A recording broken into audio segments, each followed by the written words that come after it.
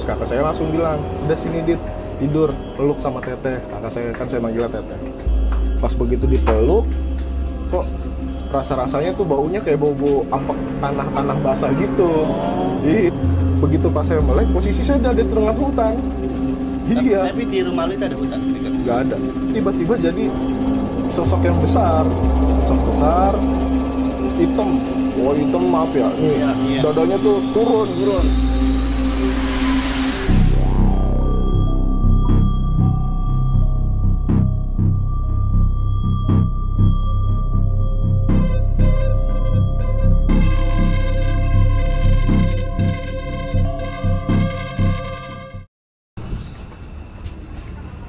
Buset, bocah, udah tidur baik.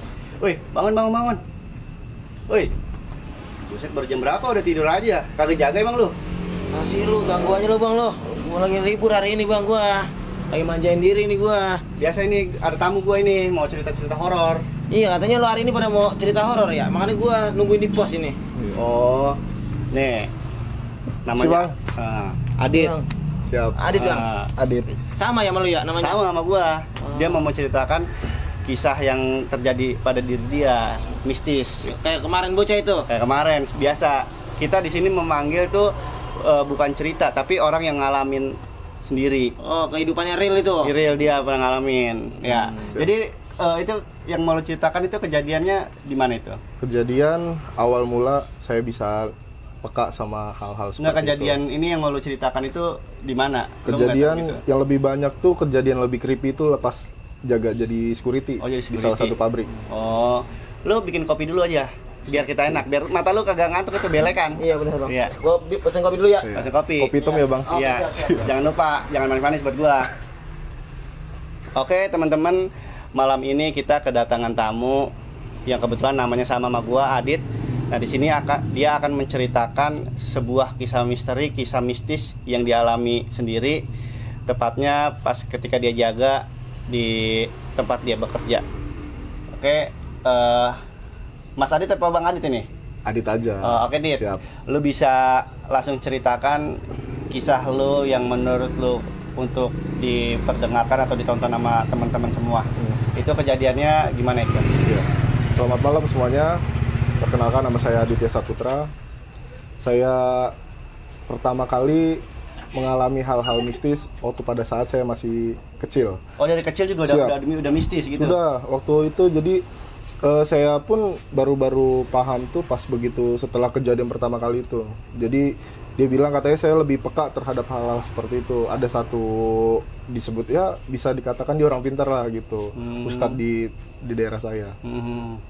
Waktu itu kejadian di 2006, saya masih duduk di bangku SD. Ceritanya jadi waktu sore-sore menjelang maghrib, saya lagi main pita kumpet sama anak-anak tetangga biasa yang sepantaran semua. Nah, waktu pas lagi main, lagi seru-seru kayak gitu, tiba-tiba azan maghrib berkumandang nih. Dipanggil tuh saya, bukan sama orang tua tapi sama tetangga. Dit, pulang, emak lu nyariin. Gitu kan, ya namanya anak masih kecil kan, lagi main. Umur berapa itu berarti tadi ya? Umur berapa ya? Ada 2006 2006 saya. Misi, Bang. Iya. Nah, ini baru yang tunggu warga ini. Kopi, Bang, ya. Siap. Terima kasih banyak. Kayak gini kan mata lu seger, kayak Iya, kopi. benar. Buset. Benar bang. Oke, ini apa nih? Topi. Baskom bang. Oh, kayak topi. Iya. Lain di kopi doang, nggak ada Iya. temennya ini. Aku pada nutup warung udah malam gini. Iya. Podcastnya kebetulan ini kita Ini tengah kopi, malam. kopi Iya. masak sendiri airnya tadi makanya rada lama. Ya udah dilanjut. Ini dia masih kecil udah ini katanya dia sensitif orangnya. Oh, mudah interaksi kayak ada hantu dia udah ngerasain gitu. Iya, ngerasain. Oh. Betul. Boleh dilanjut itu. Iya. Jadi lanjut ya, pas lagi main pita kumpet itu, tiba-tiba kan azan berkumandang tuh, azan maghrib kan. Tetangga saya manggil, Adit, dipanggil sama orang tua lu gitu kan. Ya namanya anak kecil, masih lagi seru-serunya main nih. Ya saya cuekin aja tuh. Sampai maghrib cuaca udah mulai gelap gitu kan. Tiba-tiba emak saya dari jauh manggil. Kira ya udah namanya emak udah manggil kan, saya samperin. Saya pulang. Nah, pas begitu pulang, maghrib itu saya langsung ngomelin sama mama bapak saya. saya diomelin gara-gara main udah maghrib bukannya pulang gitu kan. Nah terus udah diomelin tuh posisi kontrakan bang ya, saya waktu itu ngontrak. Nah pas begitu lagi diomelin, posisi saya lagi ada di ruang tamu. Nah di ruang tamu lagi diomelin segala macem gitu, ngomelin. Nah saya disuruh masuk ke kamar, udah sono lu masuk kata mas saya gitu kan. Nah begitu saya masuk posisi, nah di kamar itu ada tempat tidur, ada lemari. Nah kebetulan lemarinya tingginya segini lah kurang lebih nih. Lemari plastik atau lemari? Lemari kayu. Oh, lemari kayu. Iya lemari kayu, bapak saya bikin sendiri waktu itu. Lemarinya cukup lumayan panjang bang, jadi kalau anak kecil tidur ya bisa lah gitu. Nah posisi tempat tidur itu kan ada di sebelah kiri. Ceritanya dalam satu kotak kontrakan itu posisi tempat tidur sebelah kiri, lemari yang saya tadi bilang itu di sebelah kanan. Nah pas saya masuk ke dalam kamar itu, kok tiba-tiba posisi berubah tuh bang. Yang tempat tidur di sebelah kiri, lemari sebelah kanan, ini berubah. Tempat tidur di sebelah kanan, lemari sebelah kiri, dalam pandangan mata saya. Begitu pas saya datang kan, masuk, ya udah, lah kok tempat tidur berubah. Nah di atas tempat tidur itu ada kakak saya yang perempuan. Naik dong ke tempat tidur. Ya kan saya habis diomelin kan, saya nangis kan. Nangis, terus kakak saya langsung bilang, udah sini Dit, tidur, peluk sama teteh. Kakak saya kan saya manggilnya teteh. Pas begitu dipeluk, kok rasa-rasanya tuh baunya kayak bau-bau apek tanah-tanah basah gitu. Iya. Karena hujan kayak oksigen. Iya, kayak gitu, kayak bau-bau lumut gitu kan. Nah, pas begitu dipeluk, dia ngomong tuh, kakak saya ngomong, udah kamu jangan sedih, kamu jangan nangis, gitu kan. Mendingan bareng sama teteh, kata dia gitu tuh. Udah kamu tidur aja, merem matanya, dimeremin. Yang namanya habis nangis kan bocah ya. Disuruh merem, saya merem. Nah, begitu merem, itu bau tanah itu tuh makin lama makin menyengat. Di hidung tuh ngerasa udah gak enak banget. Akhirnya saya melek kan, begitu melek, nggak tahu gimana cerita ini, nggak masuk akal sih. Saya sendiri ngerasa ini kayak nggak masuk akal, tapi memang saya alamin. Jadi begitu pas saya melek, posisi saya udah ada di tengah hutan. Iya. Tapi di rumah lu itu ada hutan dekat? Nggak ada. Nggak ada. Itu posisi. Ini daerah mana itu? Rumah saya. Iya, kejadian pas lu sadarnya itu. Iya, kejadian. Iya, rumah lu di mana, daerah mana? Daerah Jakarta Utara. Nah, lah emang ada hutan itu ya? Nggak ada. Nggak ada. Nah itu lu pas sadarnya itu lu ada di hutan itu lu kaget dong pasti. Bosan. Kaget. Gua ada di mana ini? Kaget, gitu kan, ya? Kaget, bener-bener kaget. Orang berasaan nggak tidur gitu kan, cuma merem dipeluk doang, doang, dipeluk. Nah pas begitu melek kok ada di tengah hutan gitu kan. Nah kakak saya yang tadinya yang berwujud kakak saya itu tiba-tiba jadi sosok yang besar, sosok besar, hitam, hitam maaf ya, nih dadanya tuh turun, itu badan berbulu semua, saya juga sampai, saya teriak dong, nangis, umur segitu, saya nangis, saya lari, saya kabur namanya hutan kan, saya udah lari tanpa tujuan, pokoknya lari aja sekenceng-kencengnya sambil nangis, sambil teriak mama gitu kan. Terus saya sempat jatuh tuh, pas lagi lari itu saya sempat jatuh. Saya megangin dengkul sebelah kanan, itu ada darahnya tuh. Ada darahnya. Darah dari lu? Karena jatuh, posisi jatuh. Entah kena batu atau ada ranting gitu kan. Saya lagi lari terus akhirnya jatuh. Nah, begitu pas kejadian itu, pas habis jatuh tuh, saya nengok lagi ke arah si makhluk besar itu udah nggak ada. Tapi saya masih lari, tetap lari sekencang-kencangnya, nggak tahu itu saya mau lari kemana, orang tiba-tiba ada di tengah hutan, dan hutan itu saya belum pernah datang ke situ. Tapi posisi hutan itu berarti kayak malam gitu juga? Malam gelap, bener-bener gelap, nggak ada kayak penerangan satu titik pun nggak ada gitu. Sampai akhirnya tiba-tiba saya lagi lari, saya karena kecapean gitu kan, udah campur aduk rasanya tuh. Itu saya inget banget sampai sekarang gitu. Saya duduk di satu pohon besar, saya diem, saya sambil nangis, saya sambil ngerunguk begini di atas dengkul saya. Dari kejauhan tuh di kuping saya sebelah kanan ada yang teriak, Adit. Oh, ada yang manggil-manggilin. Ada yang manggil. Kok suaranya makin lama makin kenceng, terus makin banyak. Yang manggil saya tuh bukan satu orang, itu banyak banget yang pada neriak-neriakin. Tiba-tiba pas lagi nangis, dalam keadaan nangis itu, kaki saya sebelah kiri kepegang sama orang. Begitu, saya kaget kan, saya kira makhluk yang tadi. Pas begitu melek, gelap, tapi posisi kok saya tiduran gitu loh. Ternyata saya ada di dalam lemari tersebut yang tadi saya bilang itu. Oh iya. Itu. Adanya di dalam lemari. Iya. Nah, kalau pernah juga kan gue pernah dengar cerita bahwasanya kalau kayak diculik ya makhluk gitu. Iya, kantong wewe itu ada yang sempat dikasih makan kayak gitu. Tapi kalau lu sendiri belum? Enggak. Oh. Iya. Jadi pas begitu karena saya bau tanah itu, saya nyium bau tanah itu, saya melek, saya ngelihat ada sosok besar kayak gitu kan, saya langsung kabur tuh. Iya. Berarti pas lu dipegang itu berarti udah warga? Yang megang kebetulan tetangga saya. Iya, maksudnya udah warga, udah sadar itu. Udah sadar. Saya sadar ternyata ada di dalam lemari. Biasanya gitu yang gue pernah dengar cerita tuh kayak orang diculik kantong wewe itu ya. Dikasih makan, dia disayang-sayang, dilus-lus sama si kantong wewe itu. Nah, karena mungkin lu belum sempet diapa-apain lah ya sama dia ya. Makanya lu langsung lari itu ya, sadar ya. Lari. Karena kaget banget, bener-bener kaget gitu kan. Orang saya pas taunya itu kakak saya di dalam kamar, begitu pas dipeluk, merem, pas begitu melek kok ada di hutan. Nah, itu versi warga itu lu udah berapa lama hilang? Itu ada sekitar 15 menit. Versi warga. Jadi ketika saya udah keluar kan, nah baru tuh diceritain kejadiannya.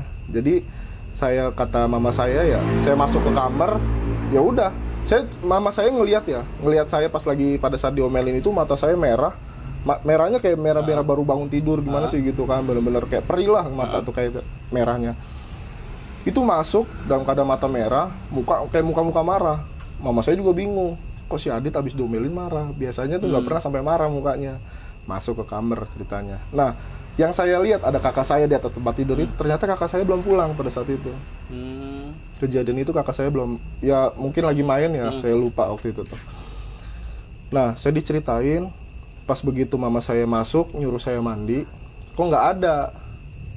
Nah, iya, mama saya masuk ke kamar kan. Makanya nyari-nyari apa? Nyari, tujuan mama saya itu nyuruh saya mandi gitu kan. Loh, kok si Adit nggak ada? Kan kontrakan cuma 3 petak, Bang. Ya kan? Pintu cuma 1. Begitu pas masuk ke kamar nggak ada, otomatis langsung lari ke kamar mandi. Ke kamar mandi nggak ada juga. Orang tua langsung panik kan. Loh, si Adit kemana? Keluar. Pak, ngeliat si Adit keluar. Lah, enggak kan kita lagi di luar dari tadi. Nggak ada si Adit keluar gitu kan. Nah, udah di situ mulai tuh nyari kemana-kemana karena hilangnya nggak wajar. Akhirnya nanya-nanya ke warga tuh, setiap pintu kan banyak kontrakan kan ada berapa pintu, 7 pintu kalau nggak salah. Ditanyain semua, ada Adit nggak gitu. Padahal kan daerah Jakarta tuh kan maksudnya padat penduduk. Padat. Iya, kalau misalkan kayak daerah sini masih kemungkinan lah ya, karena rumah jarang-jarang. Nah, biasanya kalau zaman dulu orang diculik kantong wewe itu kayak ditabungin tampah, ditabung tampah biar pulang gitu. Makanya sempat aneh juga kalau di kawasan padat penduduk masih ada kejadian begitu ya? Iya, masih ada kejadian gak wajar lah gitu. Iya, kan, gak wajar. Posisinya. Harusnya kan kalau kayak gitu di tempat-tempat yang sepi kayak gini nih. Makanya dibilang kalau maghrib lu jangan ngayap, jangan keluar, tadi culik kantong wewe tuh. Nah, karena di sini tuh kadang-kadang masih sepi. Mungkin kalau Jakarta kan kalau sore rame. Betul. Iya. Makanya pas begitu. Tapi itu lu umur 7 tahunan berarti ya? Iya, kalau sekitar bisa main segitu. 7-8an. Iya.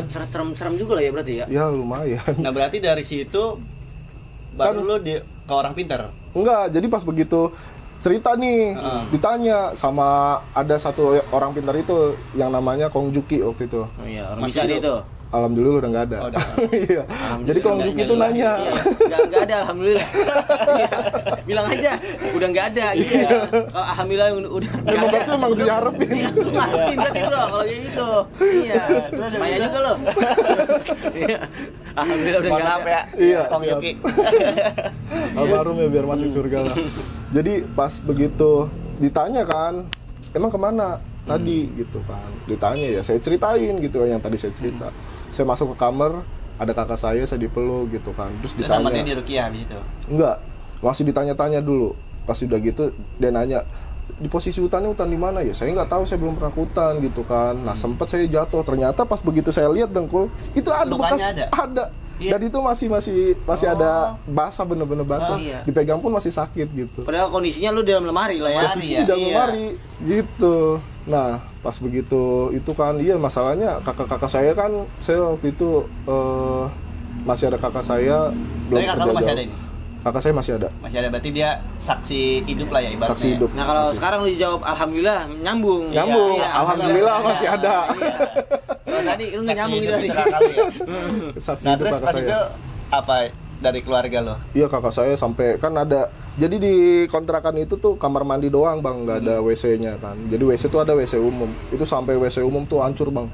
Ditendang. woi anjing setan keluarin adik gua, karena kehilangan saya itu udah gak wajar gitu kan.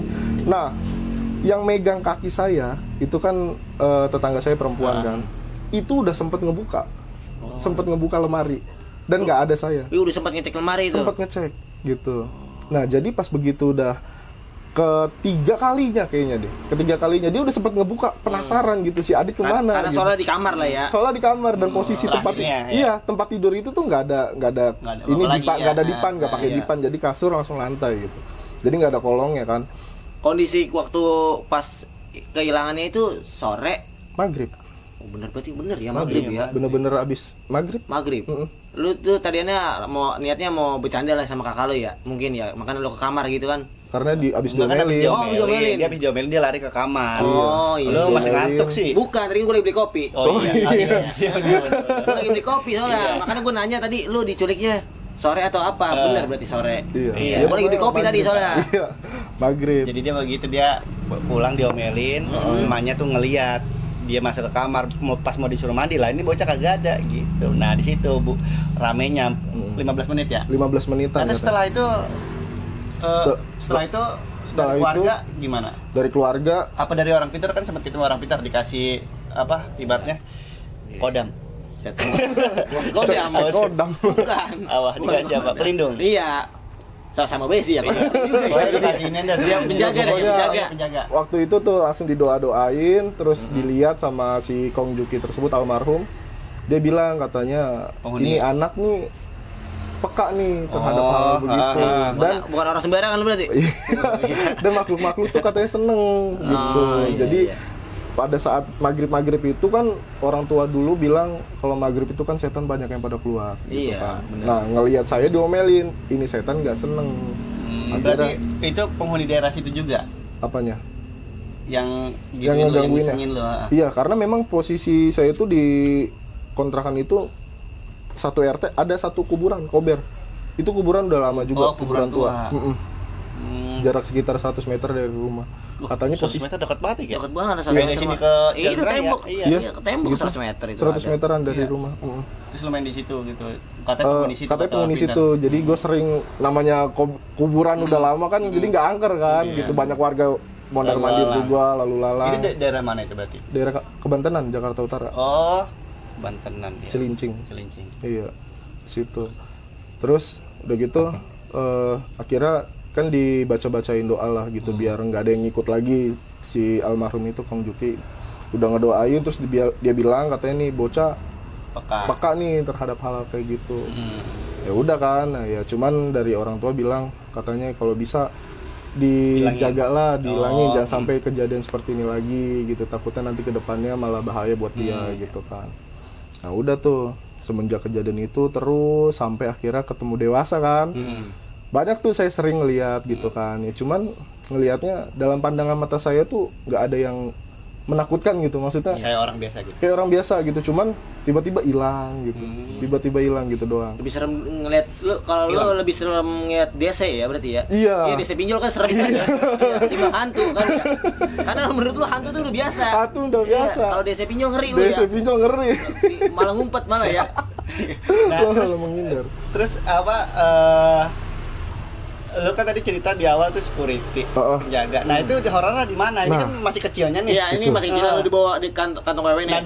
Berarti kan itu bibit-bibit awal udah dari situ udah ada tuh. Dari situ karena lu merasakan tadi kata lebih peka gitu. Nah, jadi saya pernah Bang kerja jadi security waktu itu. Pernah apa sekarang masih? Sekarang beda tempat. Oh, berarti beda tempat ya? Berarti di tempat yang lama berarti? Tempat yang lama. Waktu itu posisinya tuh di lokasi KBN Marunda. Saya jadi security di salah satu pabrik. Kejadian horor itu yang namanya pabrik Bang ya. Hal-hal mistis itu selalu ada setiap pas lagi posisi jaga malam. Ngerokok Bang, ada ngerokok Bang. Siap. Iya, enggak apa-apa di sini ngerokok juga boleh Bang. Kita bering ronda kan. Iya. Lagi enggak ke Bennett kalau YouTube. Oh, kalau enggak ke Bennett. Kalau TikTok baru. Lagi iya, kita harus ngerokok. Kalau ngopi enggak ngerokok enggak cocok. Biar betul. Ngobrol lebih enak kita. Iya. Terus abis itu pas lu jaga tuh.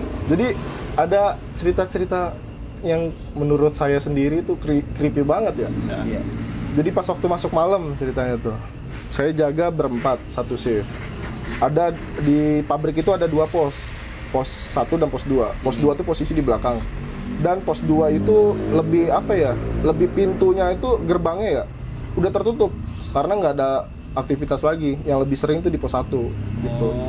Nah, kebagian waktu itu saya pas masuk malam tuh, Bang. Masuk malam saya jaga di pos 2. Nah, pos 2 itu ditemenin kan berdua. Pos 1 2 orang. Iya, pos 1 2 orang, pos 2 2 orang. Nah, pas lagi jaga security kan namanya udah nggak ada aktivitas ya Bang ya, ngopi, ngerokok gitu kan. Dulu belum ada tuh slot-slot begitu, belum ada. Belum ada itu. Aman. Ya, aman masih. Lagi ngobrol-ngobrol ya masalah ngalur ngidul lah, apa aja diceritain gitu. Tiba-tiba jadi di lorong gudang apa namanya tempat kosong tuh di satu pabrik ada tiba-tiba ada suara kompresor Bang. Kompresor hidup Ces gitu ya. agak tung Kompresor hidup. Iya, kompresor Kayak lagi ngisi. Iya. lagi ngisi gitu kan. Nah, teman saya kaget, ih apaan tuh Dit gitu kan, kompresor Lin. Iya Dit, cuma kok hidup sendiri. Ya saya kan tapi positif ada kompresor kan. memang di situ. Memang ada. Memang siangnya itu ada banyak orang-orang proyek lah yang ngelas gitu kan. Hidup tiba-tiba gitu kan. Teman saya ngomong, "Yah, gue sih bukan masalah kompresor Dit," kata dia. Hati gue kecil ini, kata dia gitu. Takutan ini temen lo. Iya, ya jujur pribadi saya juga takut juga kan. Masa lu jadi suri kiti takut? Kalau jadi suri kiti harus memberani lah. Suri kiti kan buat pengaman orang, bukan pengaman setan. Iya juga Betul. sih. Nah udah gitu udah tuh, ya udahlah, ayo kita samperin gitu kan. Berdua itu samperin? Berdua, takutnya ada yang mau maling. Iya, mau maling atau kepencet gitu kan, jadi hidup gitu. Samperin nih, takut-takut ya kan lagi jalan. Ada sekitar 15 langkah atau 20 langkah, kompresor berarti terus mati, iya. Mati. Yaudah Lin, balik lagi ke pos, udah mati gitu kan. Aman, iya. Berarti kayaknya otomatisnya nih kalau anginnya kurang kan tekanannya dia ngisi lagi gitu kan. Balik ke pos. Lagi udah ngelanjutin ngobrol-ngobrol, tiba-tiba pas menjelang azan subuh nih, sebelum azan subuh bunyi lagi cuma bentar gitu kan. Ya udah kita karena udah kedua kalinya biasa aja gitu. Karena udah positif thinking itu otomatisnya masih hidup. Udah. Pas begitu subuh kita sholat subuh, si Erlin karena masih kalau udah menjelang pagi tuh yang di pos 2 sendiri. Jadi yang si Erlin itu teman saya balik lagi ke pos 1 karena lebih rame di sana kan, aktivitas lebih sibuk. Nah, pas jam 6 pagi kan security tugasnya matiin lampu kan. Lagi matiin lampu. Pas posisi kompresor itu ada di tengah-tengah gedung itu. Saya ngelihat memang ada. Cuma kabelnya ngegulung Bang. Jadi seharusnya kalau pemikiran lu otomatis itu kabel masih nyolok ya, betul. Itu ternyata masih ngegulung kabelnya. Posisi dicabut lah ya. Posisi dicabut gitu.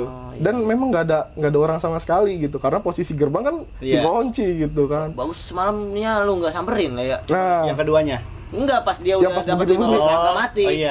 Pasti balik lagi. Iya. Pasti kalau lu didatangin lu ngecolokannya kagak nyolok. Iya. Makin kagak berani lu. Makin nggak berani. Jaga. Iya.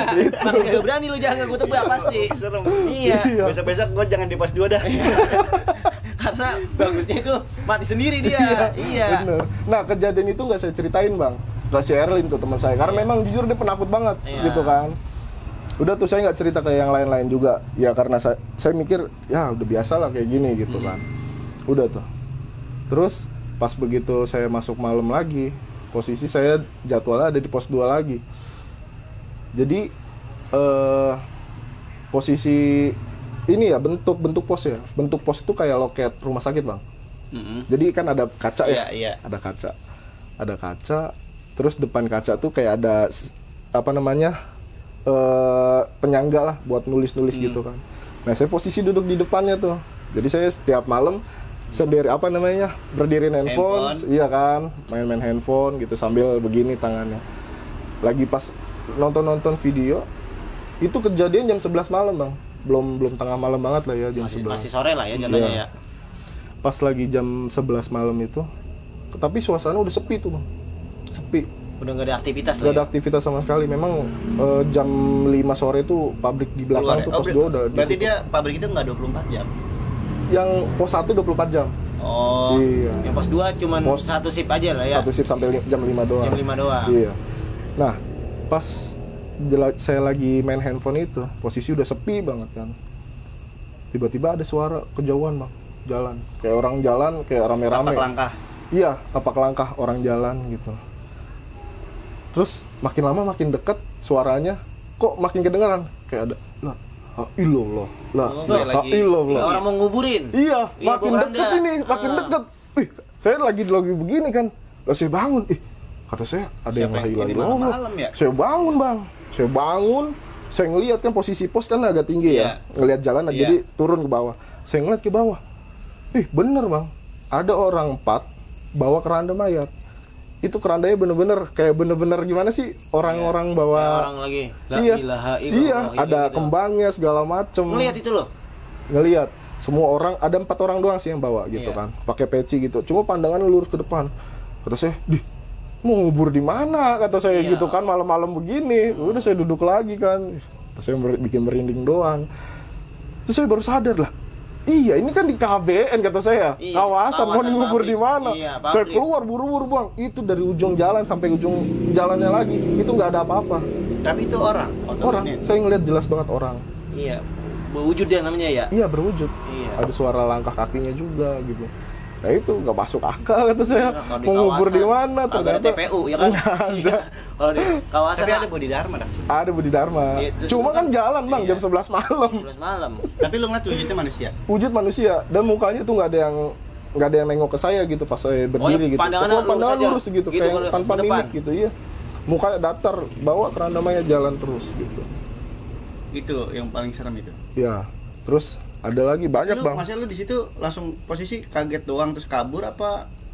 Ya, saya pasti istighfar bang. Iya. Istighfar, saya langsung kontak pos depan dong. Iya, satu. Monitor, satu dong anggota ke belakang gitu kan. Emang apa? Mau beli rokok, mau beli kopi, ntar gue beliin kata dia gitu. Ntar jadwal patroli jam 1 gue kesini. Itu kan jam 11 ya, saya bilang enggak, ini gue lagi gak enak badan, temenin gue gitu kan. Datang kenapa lu dit muka lu pucat gitu kan? Ya namanya nggak enak badan saya bilang gitu kan. Wah nggak cerita itu? Saya nggak cerita. Saya lebih apa ya? Saya nggak mau tuh yang lain pada jadi takut gitu kan. Karena yang jaga di pos 2 tuh kalau malam bukan saya doang. Iya. Jadi misalkan malam pertama saya nih, malam kedua kan pasti teman saya. Nggak mungkin saya lagi gitu kan. Takutnya dia nggak mau gitu. Kira saya lebih diem aja. Saya nggak ceritain gitu. Nah, ada lagi kejadian tuh bang. Masih di tempat yang itu? Tapi di pos 1. Iya, maksudnya di area pabrik itu. Masih di pabrik itu, pabrik yang sama. Berarti kalau pos 1 yang 24 jam dong atau? Iya, yang 24 jam. Jadi saya di pos 1 tuh bang. Kan kita opersif itu jam 8. Dari jam 8 pagi karena kerja 12 jam, ketemu sampai jam 8 malam opersifnya. Jadi saya masuk pagi nih bang. Nah kalau orang-orang office itu kan bubaran jam 4 jam 5 sore kan. Jam 4 jam 5 sore. Nah kebetulan pada saat bubaran orang office itu saya ngatur lalin di depan gerbang. Iya. Ngatur lalin depan gerbang gitu kan.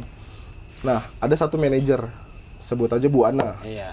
Nah, pas begitu mobilnya kan hafal kan namanya, saya udah kerja lama di situ, mobilnya apa gitu kan saya tahu.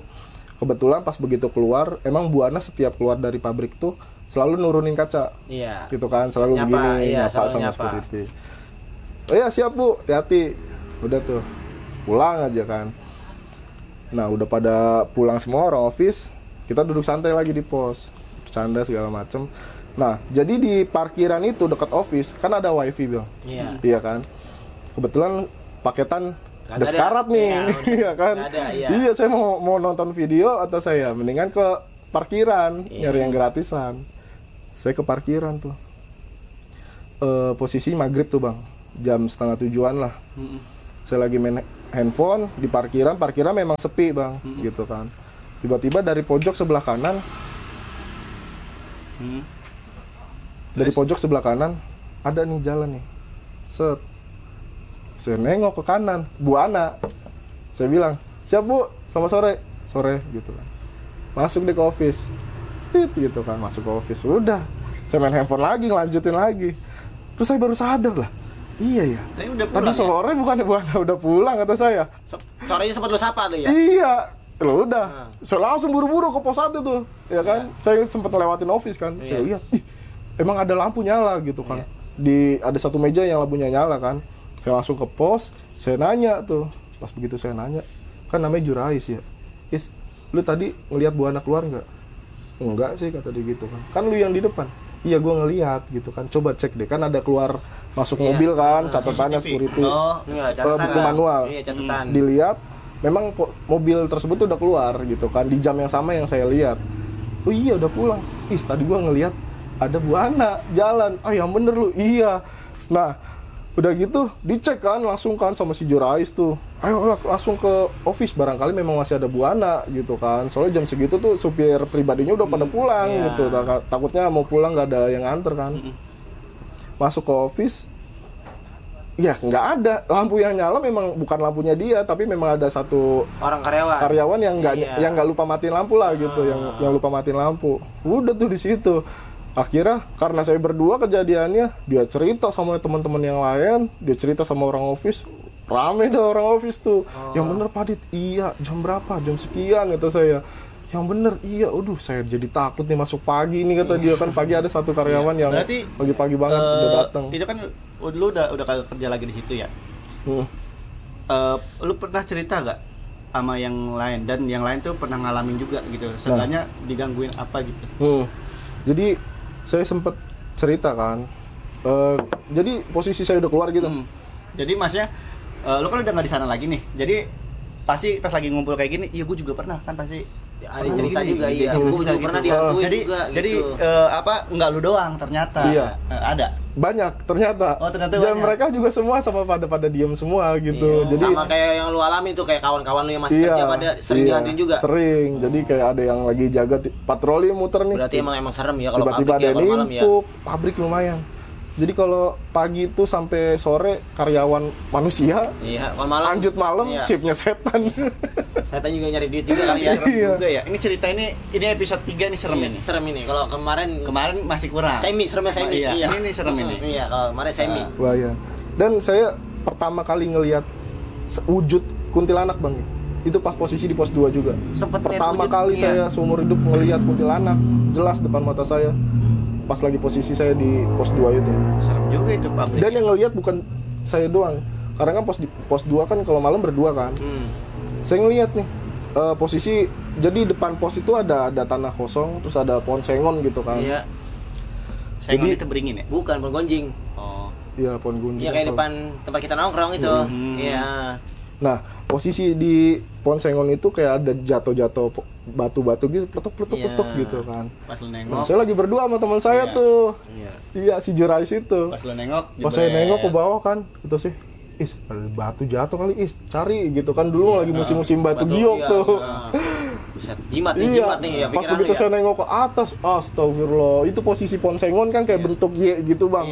Nah itu tuh ada yang begini Bang, dan itu bahan yang doang.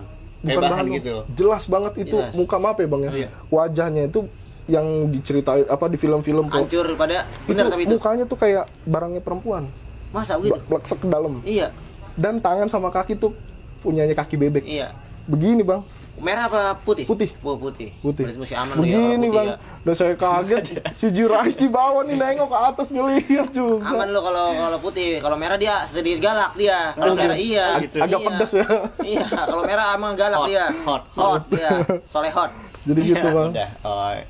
Jadi cukup horor juga cerita dari Adit ini ya. Iya, lu serem juga. Ini gue sampai merinding ini beneran serius. Karena dia sempat niat asli juga. Ceritanya juga lebih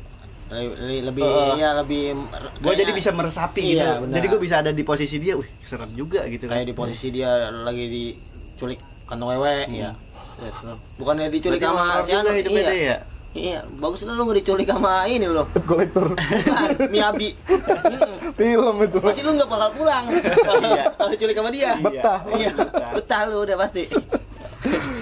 Jadi sampai di sini dulu ya. Itu tadi ceritanya mentok di cerita horor di pabrik dia.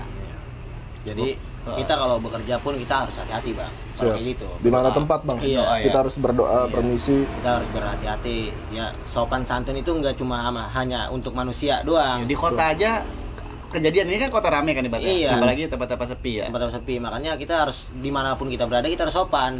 Bukan cuma hanya sama manusia aja. Ya sama makhluk yang nggak pernah kelihatan juga sama kita, misi-misi juga. Nah jadi kayak gitu aja mungkin cerita malam ini kayak gitu ya Bang ya. Kasih pesan buat teman-teman semua.